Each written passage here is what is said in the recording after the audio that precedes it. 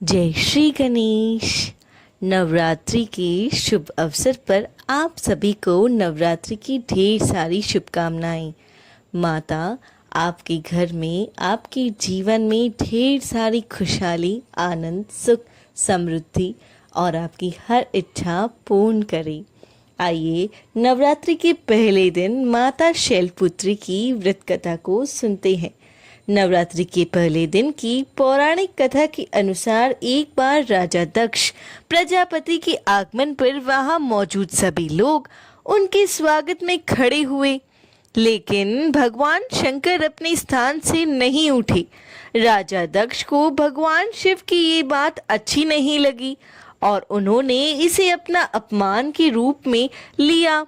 कुछ समय बाद दक्ष ने अपने निवास पर यज्ञ का आयोजन किया, जिसमें उन्होंने भगवान शिव को छोड़कर सभी देव देवताओं को बुलाया।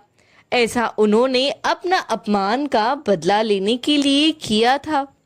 माता सती अपने पति यानी भगवान शिव से पिता द्वारा आयोजित यज्ञ में जाने की इच्छा जाहिर की।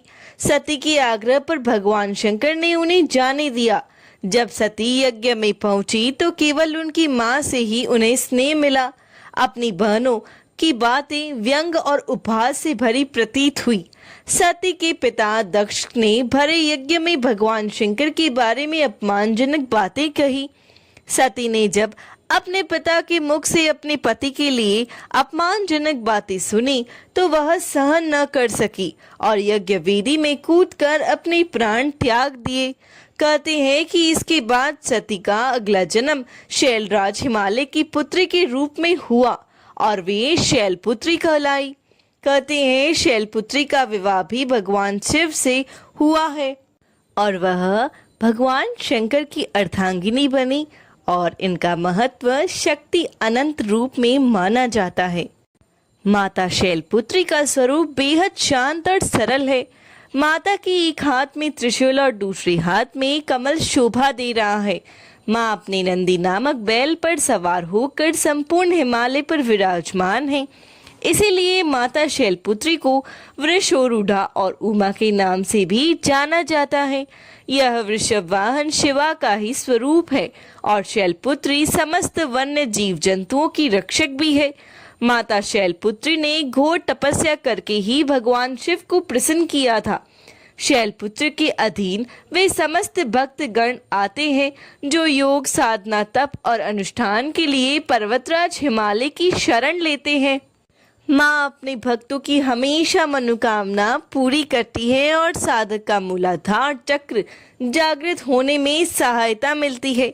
शारदीय नवरात्रि के प्रथम दिन ब्रह्म मुहूर्त में उठकर स्नान आदि से निवृत्त स्वच्छ वस्त्र धारण करें और फिर चौकी को गंगा जल से साफ करके माँ दुर्गा की मूर्ति या फोटो स्थापित करें। पूरे परिवार के साथ विधि विधान के साथ कलश स्थापना की जाती है। घट स्थापना के बाद माँ शैलपुत्र का ध्यान करें और व्रत का संकल्प लें। माता शैलपुत्री की पूजा षोडोपचार विधि से की जाती है। इनकी पूजा में सभी नदियों, तीर्थों और दिशाओं का आह्वान किया जाता है। इसके बाद माता को कुमकुम और अक्षत लगाएं। इसके बाद सफेद, पीले या लाल फूल माला को अर्पित करें। माता के सामने धूप दीप जलाएं और 5 देसी घी के दीपक जलाएं। इसके बाद माता की आरती उतारें और फिर शैलपुत्री माता की कथा, दुर्गा चालीसा, दुर्गा स्तुति या दुर्गा सप्तशती आदि का पाठ करें। इसके बाद परिवार समेत माता की जय जयकार लगाएं और भोग लगाकर पूजा को संपन्न करें। शाम के समय भी माता की आरती और ध्यान करें। पर्वतराज हिमालय की पुत्री होने के कारण माता की पूजा और भोग में सफेद चीजों का ज्यादा प्रयोग करें। माता को सफेद फूल और सफेद वस्त्र ही अर्पित करें। इसके साथ ही माता को सफेद मिष्टान का ही भोग लगाएं। माता शैलपुत्री की पूजा करने से कुंवारी कन्याओं को सुयज्ञ वर की प्राप्ति होती है और घर में धन धान्य की कमी नहीं होती। माता के इस स्वरूप को जीवन में स्थिरता और दृढ़ता का प्रतीक माना जाता है।